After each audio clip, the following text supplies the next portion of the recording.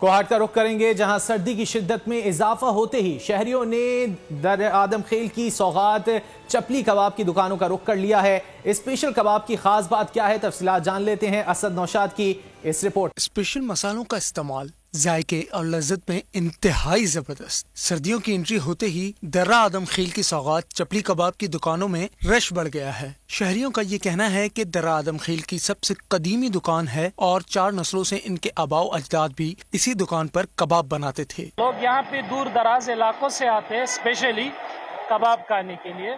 جب یہاں کا لوکل ہو بندہ اور وہ یہاں آ کے کباب نہ کھائے تو یہ تو ہو ہی نہیں سکتا۔ یہ پرانے زمانے کا، یہاں سے کباب خلیج ممالک میں جاتا ہے، کراچی پاکستان کے ہر کونے کونے اور گوشے گوشے میں یہ مشہور کباب ہے۔ جبکہ کباب فروش کا کہنا ہے کہ اسپیشل کباب میں قیمہ، مسالہ جات کے علاوہ ہڈیوں کے گودے سے بنایا جانے والا کباب بھی شامل ہے۔ یہ ہمارا پرانا دکان ہے، 80 سال پہلے بات، اور اس میں ہم قیمہ ڈالتے، اپنا بھینس ذبح کرتے اور اناردانہ، پیاز، ٹماٹر، مرچ وغیرہ وغیرہ سب کچھ چیز ہوتا ہے۔